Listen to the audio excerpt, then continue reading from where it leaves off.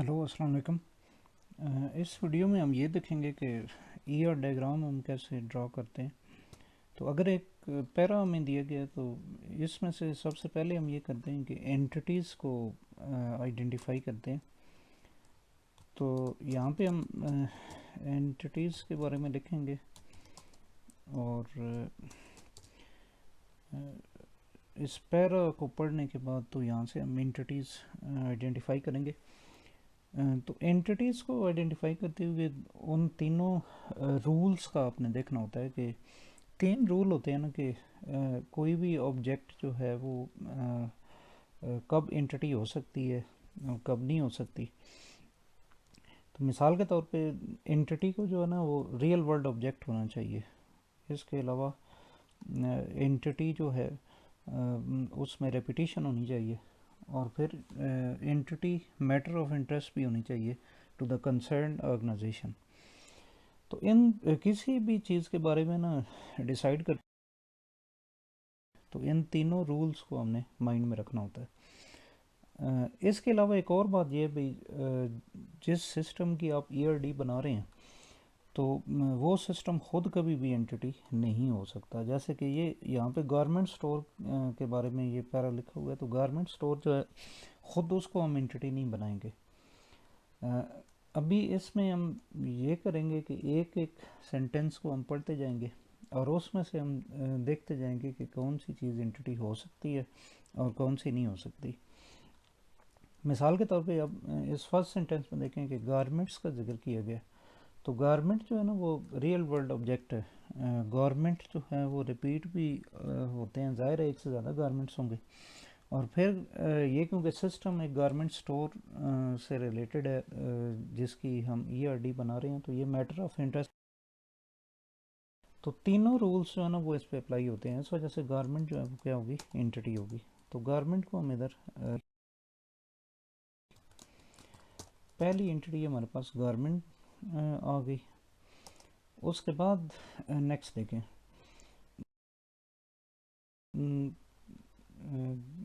आगे जो है ये तो खैर इसकी टाइप्स वगैरह के बारे में लिखा हुआ है। तो हर गारमेंट का जो है ना एक ज़ाहिर है कि डिज़ाइन भी होगा। तो हम यहाँ पे डिज़ाइन भी ज़ाहिर है एक से ज़्यादा होंगे। तो डिज़ाइन को भी हम एंटिटी ले लेते हैं।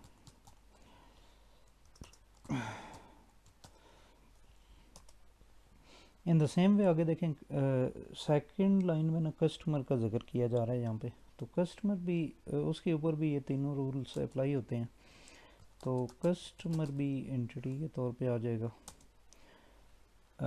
नेक्स्ट देखें कि आगे और क्या आ रहा है जी। आइटम आइटम तो चलें वो गारमेंट ही हो जाएगा। तो आगे फिर डिस्काउंट का जिक्र किया गया है। और नेक्स्ट ये बिल के बारे में बात की जा रही है। तो बिल जो है वो ज़ाहिर है एक से ज़्यादा बिल इशू किए जाते हैं। बिल भी एंटिटी के तौर पे आ जाएगा।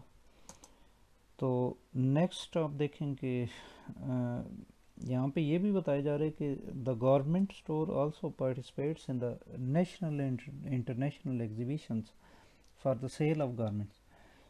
Everyday sale record is maintained separately for the internal sale of the store and the exhibition sale. तो दो तरह की सेल्स होती हैं यहाँ पे। एक तो वो नॉर्मली उस स्टोर के ऊपर सेल हो रही है और दूसरा ये कि ये गारमेंट स्टोर जो है ना वो कभी कभी किसी एग्जीबिशन के अंदर भी पार्टिसिपेट करता है, तो वहाँ पे भी सेल होती है। तो यहाँ पे हम फिर एक तो हम एग्जीबिशन को एंटिटी बनाते हैं। नेक्स्ट हम सेल रिकॉर्ड सेल रिकॉर्ड या फिर इसको इस तरह कर लें कि एग्जीबिशन सेल रिकॉर्ड या एग्जीबिशन रिकॉर्ड सेल रिकॉर्ड ही कर लें। और डेली सेल रिकॉर्ड, ये भी दो एंटिटीज़ हम बना लेंगे। डेली सेल्स रिकॉर्ड और एग्जीबिशन सेल्स रिकॉर्ड हम ऊपर बना चुके हैं। तो जब एंटिटीज़ बन जाएंगी तो उसके बाद आपने ना इनके एट्रीब्यूट्स का डिसाइड करना होता है। एट्रीब्यूट्स के लिए इसमें एक एक एंटिटी को हम लेते जाएंगे और उसके अंदर पॉसिबल जो एट्रीब्यूट्स हैं वो लिखते जाएंगे। तो गारमेंट्स के लिए ना गारमेंट आईडी होगा, पहले इसको GID कर लेते हैं इनको। अच्छा, ये आपने ये ख्याल रखना है भाई, जो भी एंटिटी हो ना तो उसके साथ एटलीस्ट आपने एक कोई यूनिक एट्रीब्यूट इस तरह रखना है कि जिसको हम प्राइमरी की के तौर पे यूज़ कर सकें। शिप बना रहे होंगे तो वहाँ पे हमारे लिए यूज़फुल होगा। तो गारमेंट आईडी होगा, उसके बाद प्राइस होगी और देन फिर डिज़ाइन आईडी हम कर लेते हैं। डिज़ाइन आईडी इस वजह से कि डिज़ाइन को अलग हमने एंटिटी के तौर पे लिया हुआ है, तो डिज़ाइन आईडी चेक करेगा और यहाँ पे हम उसको फॉरेन की बना सकेंगे। इसी तरीके से फिर और इसके साथ क्या आएगा जी, गारमेंट आईडी हो गया, प्राइस हो गया, डिज़ाइन आईडी हो गया, और गारमेंट टाइप कर लें। गारमेंट टाइप फॉर एग्जांपल वो लेडीज़ हैं या चिल्ड्रन है या जेंट्स है, जी टाइप कर लेते हैं। तो ठीक है, ये इसके लिए एट्रीब्यूट्स काफ़ी हैं। उसके बाद डिज़ाइन के लिए इसी तरह डिज़ाइन आईडी होगा हमारा एट्रीब्यूट, डिज़ाइन आईडी कर लेते हैं। देन फिर डिटेल्स होगा या डिज़ाइन के नाम से एट्रीब्यूट कर लें, डिज़ाइन आईडी और डिस्क्रिप्शन कर लेते हैं, ये ज़्यादा बेहतर है। तो डिस्क्रिप्शन और उसके बाद फिर कस्टमर है, कस्टमर आईडी हो जाएगा CID फॉर एग्जांपल, इसको कर लेते हैं customer ID. Then customer name C name कर लेते हैं, और देन फिर इसका कोई कॉन्टैक्ट और एड्रेस।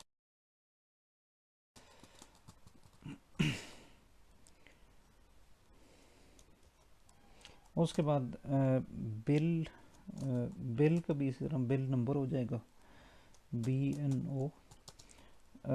फिर इसी तरह किस गवर्नमेंट का बन रहा है GID हो जाएगा। फिर उसकी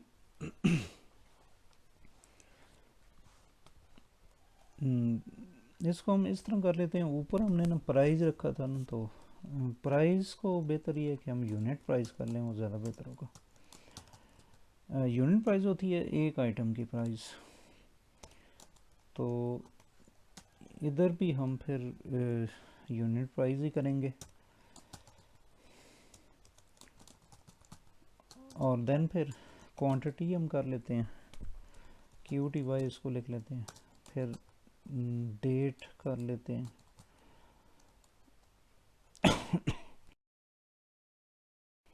और कस्टमर आईडी हो जाएगा। तो ये सारे एट्रीब्यूट बिल के हो जाएंगे। इसी तरह एग्जीबिशन को देखें, एग्जीबिशन आईडी EXID कर लेते हैं इसको, और एग्जीबिशन डेट हम कर लेते हैं। देन फिर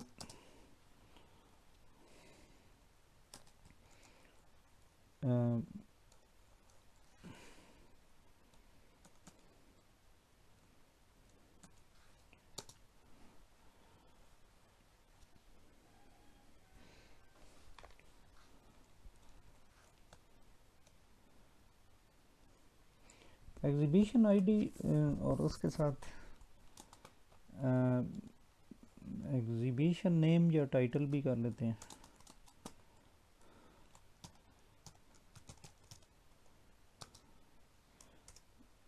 एग्जीबिशन नेम कर लें, एग्जीबिशन डेट कर लें, और इसके अलावा वेन्यू कर लें, ये किस जगह हुई थी। फिर एग्जीबिशन सेल रिकॉर्ड है, तो इस तरह ये जो सेल्स रिकॉर्ड वगैरह किस किस्म का कोई रिकॉर्ड होता है तो उसमें हम एक एट्रीब्यूट तो उसमें आमतौर पे हम देते हैं सीरियल नंबर। सीरियल नंबर हम रख लेंगे, फिर उसमें डेट हम रख लेंगे,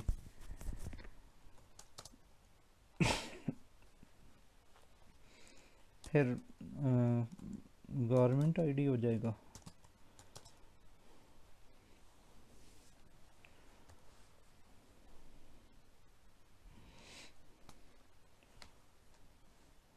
वैसे इसमें एग्जीबिशन सेल रिकॉर्ड में ना हम एक और काम भी कर सकते हैं, क्योंकि हम बिल तो ऑलरेडी बना ही रहे हैं, तो अगर हम इसमें जो है ना सीरियल नंबर रख लें और बिल रख लें, जस्ट बिल नंबर,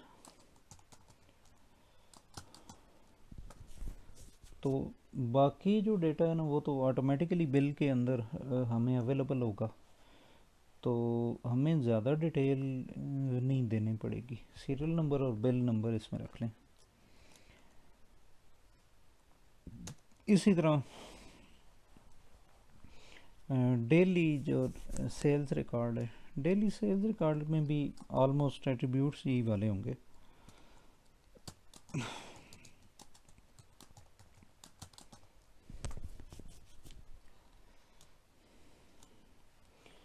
तो ये हमारे पास 7 एंटिटीज़ आ गई हैं।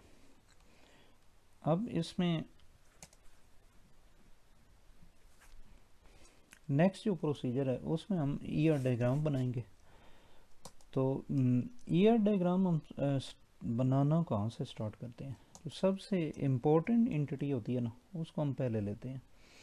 तो इसमें अगर हम देखें कि सबसे वेरी इंपॉर्टेंट एंटिटी कौन सी है जिस पे वो सारा सिस्टम डिपेंड कर रहा है, तो यानी वो एंटिटी अगर ना हो तो फिर इस सिस्टम का वजूद ही नहीं होगा। तो वो हमारे पास कौन सी है, गारमेंट।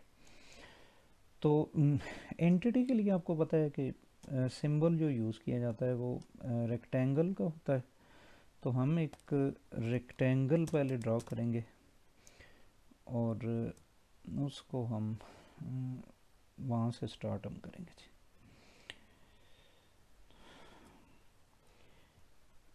ठीक है,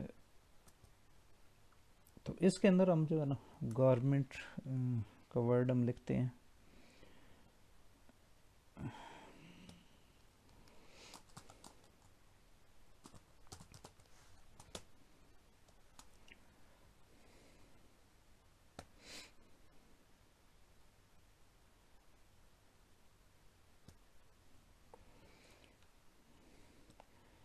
अच्छा, अब हमने ये देखना है भी गवर्नमेंट का जो डायरेक्ट जो ताल्लुक है ना वो किसके साथ बनता है।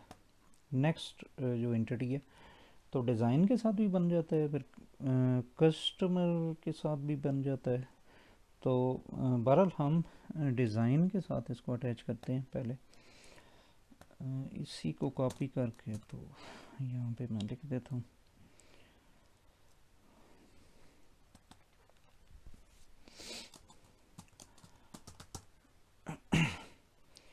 अच्छा, जब दो एंटिटीज़ को रिलेट करना होता है तो दरमियान में हम डायमंड सिंबल यूज़ करते हैं, इनकी मदद से ना हम इन्हें रिलेट करेंगे आपस में।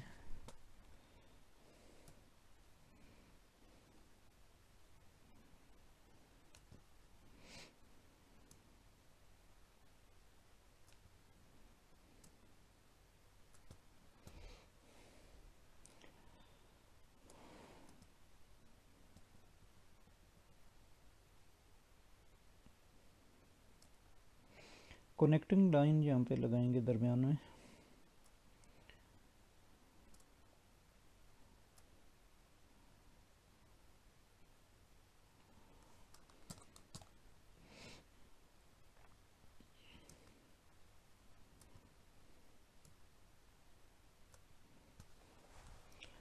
अच्छा, अब हमने ये देखना है भी ये दरमियान में जो रिलेशनशिप सिंबल हमने दिया है तो इसके अंदर एक मुन्ना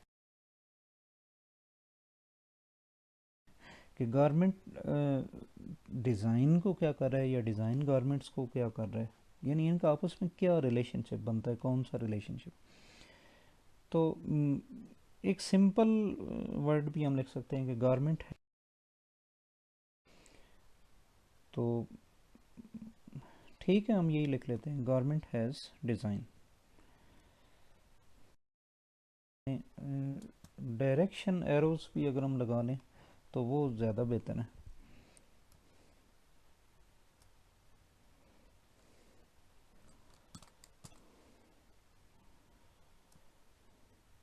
तो डायरेक्शन एरोस लगा लेंगे। अच्छा, अब में रिलेशनशिप कौन सा बन रहा है, वन टू वन है, वन टू मैनी है, या मैनी टू मैनी है। तो एक गारमेंट के कई डिज़ाइन हो सकते हैं, के कई गारमेंट्स भी हो सकते हैं, तो इनमें रिलेशनशिप मैनी टू मैनी है। तो इनके साथ हमें फिर लिखना होगा कि ये कौन सा रिलेशनशिप है। तो इस साइड पे भी हम मैनी लिख देते हैं, इसी तरह हम दूसरी साइड पे भी मैनी लिखते हैं। तो मीन्स के मैनी टू मैनी इनके दरमियान रिलेशनशिप है। अच्छा, उसके बाद हम नेक्स्ट एंटिटी को देखेंगे। नेक्स्ट एंटिटी कस्टमर है। तो कस्टमर का गारमेंट के साथ भी हो सकता है। तो गारमेंट के साथ ही हम कस्टमर को रिलेट करते हैं और इसको ड्रा करते हैं।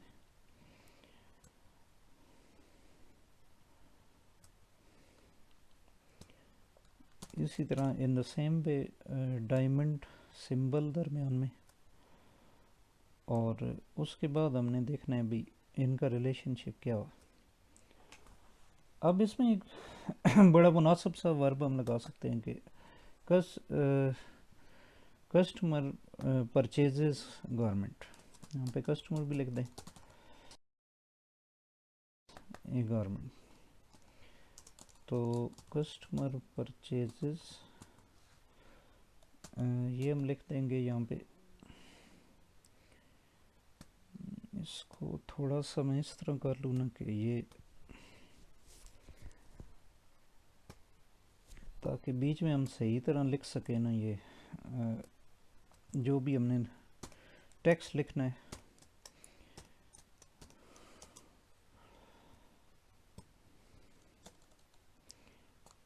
इसको थोड़ा सा और इसका फॉन्ट कम कर देते हैं। तो कस्टमर परचेजेस गारमेंट। अब इसमें हमने ना लाइन भी लगानी है दरमियान में, तो लाइन की मदद से हम लिंक कर देंगे इधर।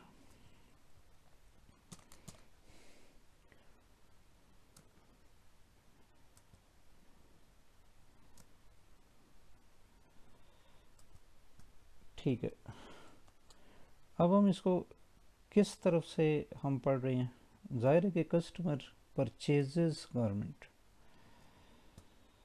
तो डायरेक्शन एरोस नीचे से ऊपर की तरफ जाएंगे, तो डायरेक्शन एरोज यहाँ पे बना लें।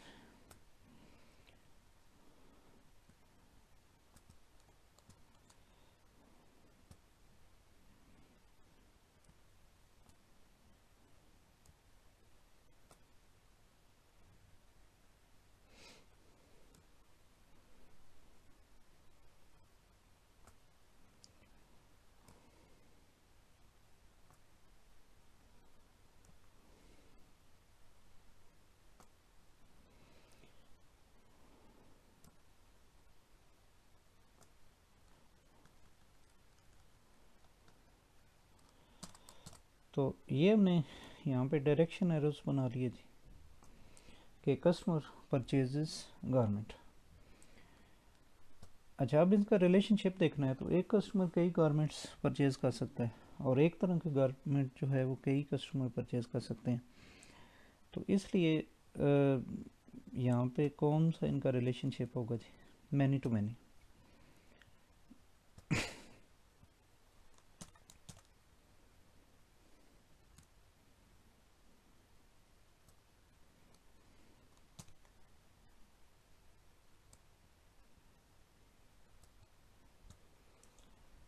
ठीक है, नेक्स्ट एंटिटी हम देखते हैं।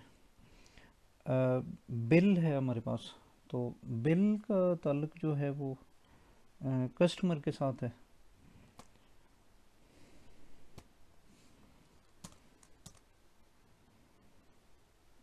तो हम कस्टमर के साथ इसको लिंक कर देते हैं।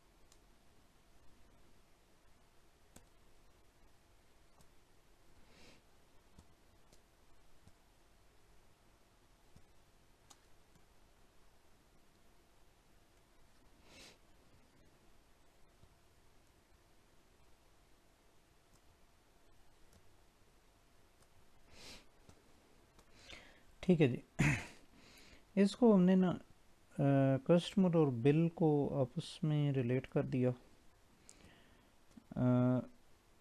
और अब दरमियान में ना हमने देखना है भी रिलेशनशिप क्या आएगा।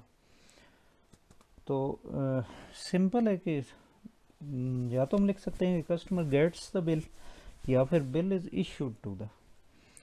तो इज़ इशूड ये ज़्यादा मुनासिब है जी। Issued to, is issued to the customer.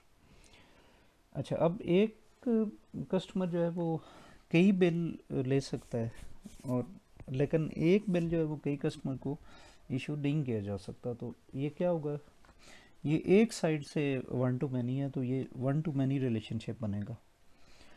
अच्छा, यहाँ पे पहले तो हम ये करते हैं भाई, डायरेक्शन एरोज लगाते हैं। Bill is issue to the customer है ना, तो राइट टू लेफ्ट एरोज हमें ड्रा करने होंगे। तो इन्हीं को मैं ज़रा यहाँ पे सेट कर लेता हूँ। इसको फ्लिपिंग का जो ऑप्शन है ना उसके थ्रू हम कर लेते हैं।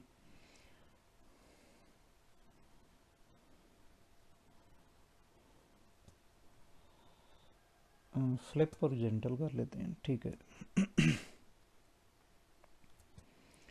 तो bill is issue to the customer, और रिलेशनशिप वन टू मैनी होगा। तो वन साइड कौन सी होगी, एक कस्टमर कई बिल, तो वन साइड जो है ना वो कस्टमर की होगी।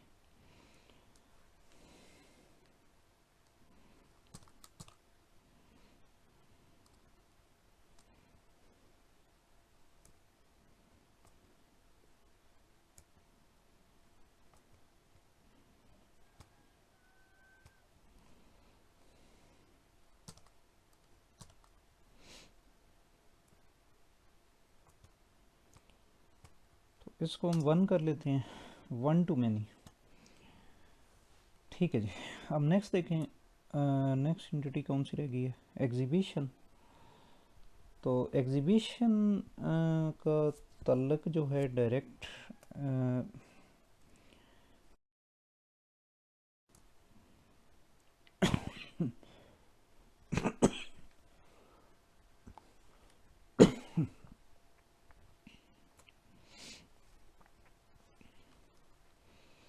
एग्जीबिशन का ताल्लुक गारमेंट के साथ है। हम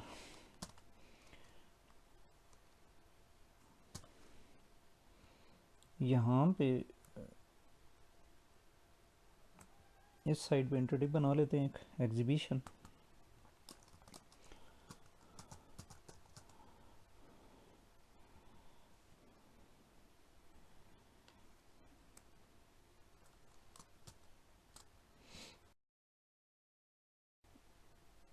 और इसको हम रिलेट कर देंगे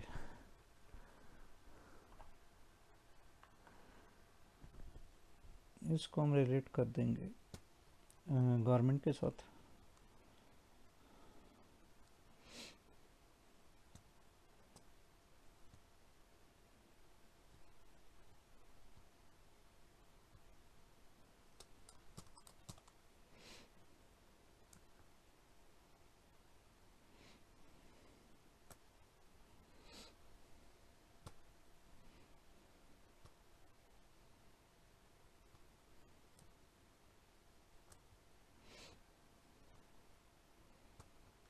इसको थोड़ा सा पीछे हम कर लेते हैं ताकि यहाँ पे जगह बन जाए।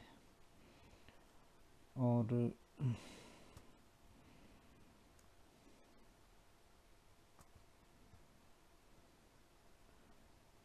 इधर से ये लाइंस, इनका साइज़ हम थोड़ा कम कर लेते हैं। अच्छा, डायरेक्शन एरोस का देखते हैं कि ये किस साइड से बनेंगे। अच्छा, पहले तो इसके अंदर रिलेशनशिप हमने देखना है कि क्या हम लिखेंगे।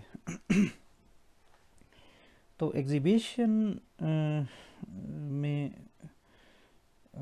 हम ये कह सकते हैं कि गारमेंट जो है वो डिस्प्ले किया जाता है एग्जीबिशन के अंदर,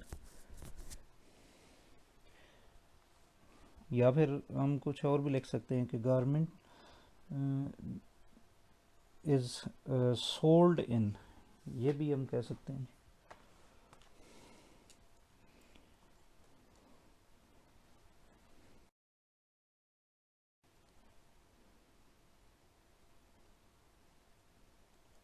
इज़ सोल्ड इन।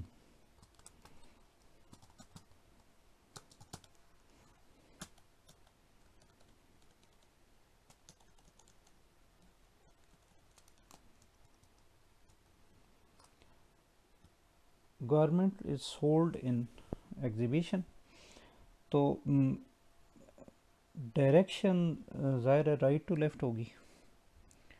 तो right to left direction arrows already हमारे पास हैं, यहीं से हम कॉपी कर लेते हैं और उधर ही हम ले जाते हैं।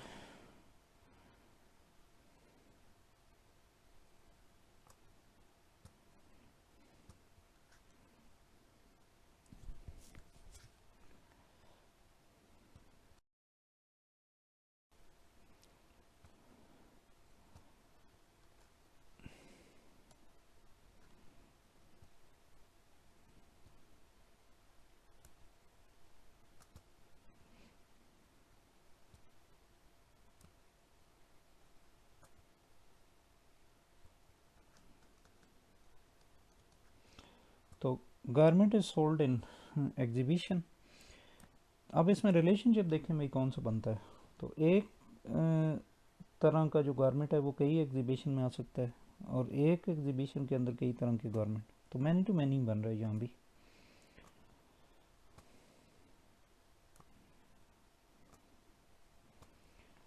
ठीक है, नेक्स्ट देखें। अब नेक्स्ट सेल रिकॉर्ड है। तो इसमें एक तो हमारा एग्जीबिशन का सेल रिकॉर्ड है और एक हमारा डेली सेल रिकॉर्ड है। तो एग्जीबिशन का जो सेल रिकॉर्ड है ना, तो वो तो डायरेक्ट उसका उसके साथ ताल्लुक़ होगा, तो हम उधर उसके साथ उसको ड्रा करेंगे। यानी यहाँ पे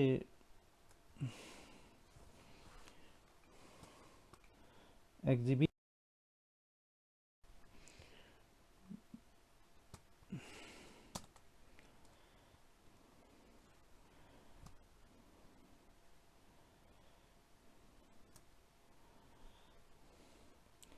तो इसका भी वो हैज़ रिलेशनशिप ही बनता है। तो इसलिए इसको यहाँ से मैं कॉपी कर लेता हूँ, मैं इधर ले आता हूँ।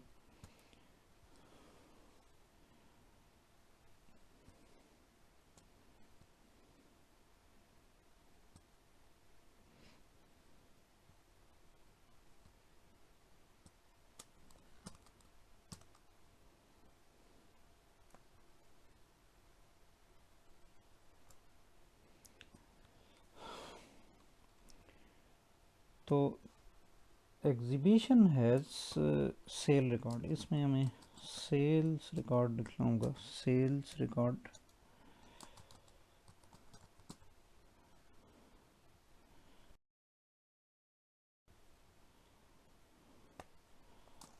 EX सेल्स रिकॉर्ड लिख देता हूँ।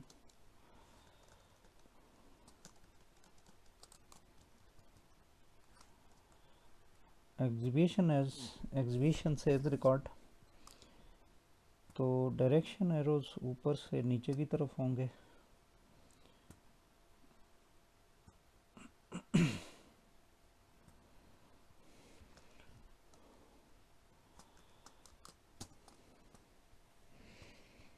अच्छा, अब जो गारमेंट का सेल रिकॉर्ड है ना, उसको हमने इसके साथ रखना है, अटैच करना है।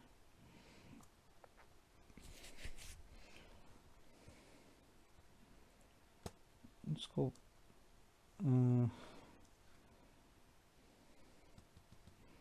थोड़ा सा नीचे सबको कर लेते हैं और इधर ऊपर हम अटैच कर देते हैं। इसके साथ भी वो हैज़ ही आएगा। अच्छा, यहाँ पे ना ये एग्जीबिशन और उसके एग्जीबिशन से रिकॉर्ड का हमने रिलेशनशिप टाइप भी देखनी थी। तो एक एग्जीबिशन के ज़ाहिर है कि कई सेल्स रिकॉर्ड होंगे, और एक सेल्स रिकॉर्ड जो है, एक सेल्स रिकॉर्ड कई एग्जीबिशन का तो नहीं हो सकता, तो वन टू मैनी होगा।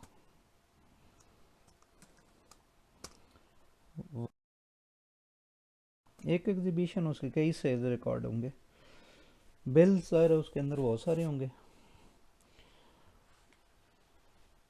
और इसी को भी फिर हम उधर ले कॉपी कर लेते हैं।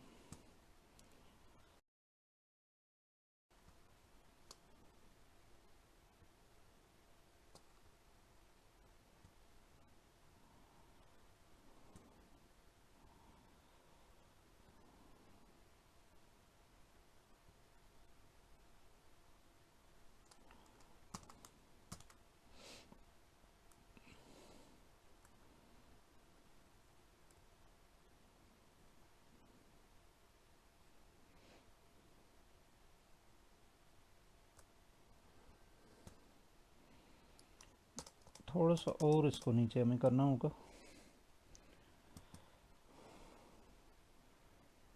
तो एक रेक्टेंगल भी यहाँ पे हमें चाहिए।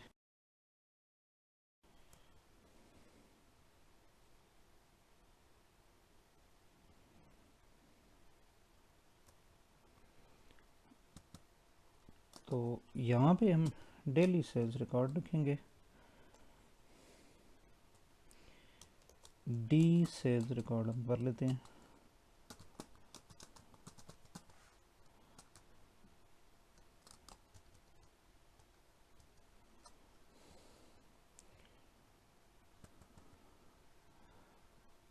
तो एक गवर्नमेंट जो है वो कई उसके सेल्स रिकॉर्ड हो सकते हैं, और एक सेल्स रिकॉर्ड जो है वो कई गवर्नमेंट का नहीं हो सकता। तो इसलिए इसके जो डायरेक्शन, ये वन टू मैनी होगा। ये भी इस साइड पे वन होगा और इस साइड पे मैनी होगा।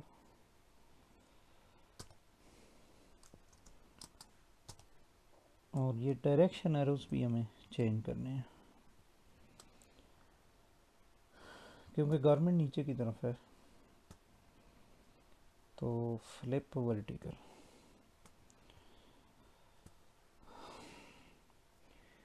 ठीक है जी, इसी के साथ हमारी ये ई आर डायग्राम जो है ना, ये कंप्लीट हो गई। बेहतर वैसे ये होता है कि इनके साथ आप एट्रीब्यूट्स को भी रिप्रेजेंट कर दें।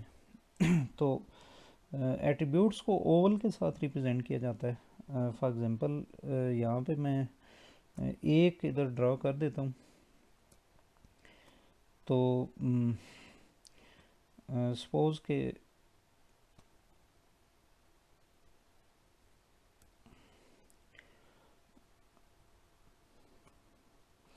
के डिज़ाइन का हमने ना एक एट्रीब्यूट यहाँ पे ड्रा करना है, आईडी या डी आई डी। तो इसी तरह सारे एट्रीब्यूट्स आप ड्रा कर सकते हैं ओवल्स के अंदर।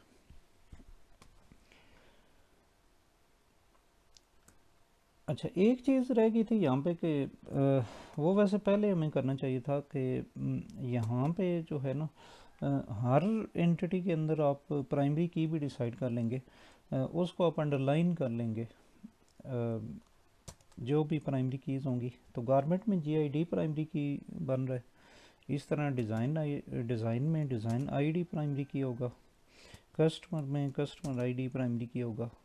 In the same way bill के अंदर जो है वो बिल नंबर प्राइमरी की होगा, एग्जीबिशन के अंदर एग्जीबिशन आईडी, इसी तरह यहाँ पे सीरियल नंबर होगा एग्जीबिशन, और डेली सेल्स रिकॉर्ड में भी सेल्स नंबर होगा। तो इसी के साथ हमारी ये ER डायग्राम कंप्लीट हो गई। उम्मीद है कि ये आपके लिए हेल्पफुल साबित होगी।